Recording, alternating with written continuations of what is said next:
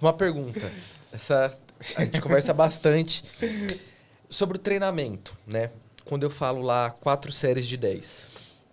No volume, eu tenho 40. E se eu fizer 5 de 8, eu também vou ter os mesmos 40 quando a gente fala de volume, que acredito que é uma das variáveis mais importantes, né? O volume, quando a gente fala de treinamento. E qual que seria a diferença se eu pego a mesma carga ou proporcionalmente a mesma carga para esse tipo de treinamento? O que acontece? Você tem 4 variáveis de treino. Você tem volume, intensidade, frequência e densidade de treino. Eu vou simplificar, porque, para vocês terem uma ideia, eu tenho um curso que ensina como montar um treino do zero. E isso é uma aula do curso e, sei lá, deve ter tipo 1 hora a aula. Então dá pra ficar aqui o dia inteiro falando disso e é muito legal. Mas pra que a gente fale de muitos assuntos, eu vou encurtar. Então, intensidade é a quantidade de peso que eu coloco. O volume, aí o que você falou, séries, repetições, número de exercícios. Frequência de treino. Poxa, eu vou treinar peito 1 vez por semana, 2. Eu vou fazer 4 treinos por semana, 5 treinos por semana, é a frequência.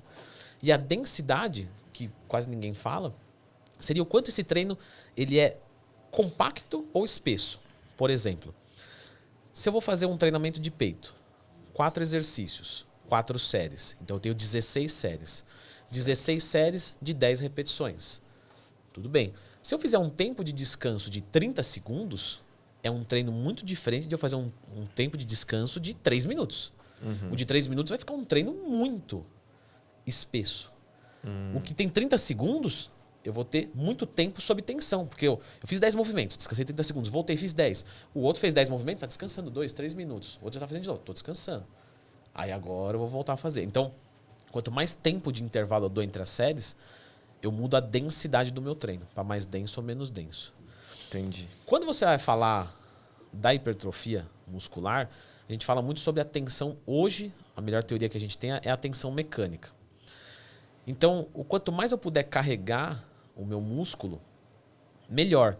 Só que, se eu tiver que escolher entre 2 variáveis, entre intensidade e volume, a intensidade ela é mais importante do que o volume.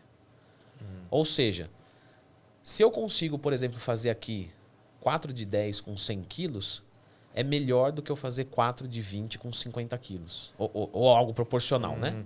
Lógico que a conta não é tão simples. Às vezes você abaixa 10 quilos e consegue fazer várias repetições a mais. Mas o que eu quero dizer é o seguinte. Se você colocar 4 de 20 e não for até a falha, e 4 de 10 você for até a falha, é melhor que você trabalhe com uma intensidade maior, com uma carga maior, buscando mais próximo da falha muscular.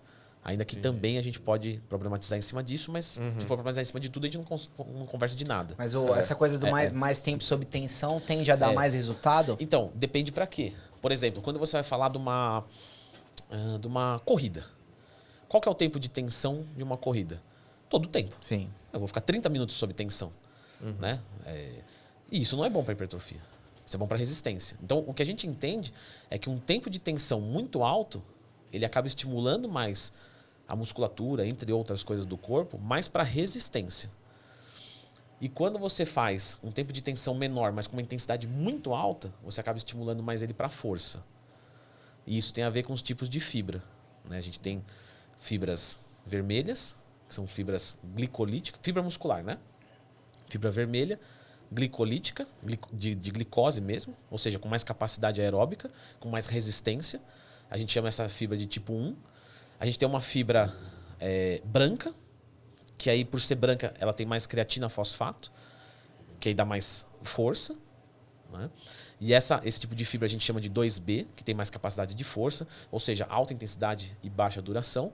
E a gente tem uma fibra chamada de 2A, que está entre as duas. Né? Então tem a fibra de tipo 1, a de 2B, nós temos a 2A no meio, que ela é rosa. Por que ela é rosa? Porque ela tem um pouquinho da parte glicolítica, né? E um pouquinho da parte anaeróbica. Então é uma fibra mista. Ela nem é tão resistente quanto a vermelha, nem tão forte quanto a branca, mas ela está no meio termo. Então, por exemplo, se você pegar um atleta de força, ele vai ter muita fibra tipo branca. Por quê? Porque ele faz uma repetição máxima, 2. Se você mandar esse cara correr, ele não corre. Não corre. Mas ele levanta com as pernas, ele levanta um caminhão. Né? Já o maratonista, você vai pegar, é tudo vermelho. Só que ele não tem força, digo, comparado, né? Proporcional ao volume muscular dele. Então tudo depende de como você estimula. A hipertrofia parece que funciona bem no meio termo. Mas se for para chutar, se for para errar, que você erre para mais pro branco do que pro vermelho. Ou seja, mais pro anaeróbico do que pro aeróbico. Ou seja, se você tiver dúvida se você faz para hipertrofia... Para hipertrofia a gente entende mais ou menos entre 5 a 15 movimentos. Mas se você for pensar em errar, é melhor você errar, por exemplo, para fazer 3 repetições máximas do que 25. Para hipertrofia parece que repetições menores funcionam melhor. Entendi. Independente do lugar. Porque tem gente que fala assim, mas o abdômen ele tem mais fibra vermelha. Sim. Não, panturrilha. Panturrilha tem mais fibra vermelha. Verdade. Mas por quê? Porque ela está em ativação maior. Por exemplo, se eu estiver andando aqui na rua, o meu bíceps está sendo ativado? Não. Né? Minha panturrilha? Sim. Então, a gente entende que, por exemplo, a panturrilha, a coxa, o próprio abdômen que está segurando, né, a gente de cair aqui, ele está mais tempo sob tensão. E a gente já aprendeu. Quanto mais tempo sob tensão, mais eu vou estimular esse músculo, né, a ter fibras vermelhas. Só que isso não quer dizer que para hipertrofia eu tenho que estimular uma fibra para ela ser vermelha, porque a fibra já é vermelha. A gente observa isso, por exemplo, num atleta de força. Se ele começar a treinar essa panturrilha para a força, a fibra fica branca. Ou seja, a fibra troca de cor. Caramba. Então a gente tem que estimular como a gente quer que ela seja e não como ela é.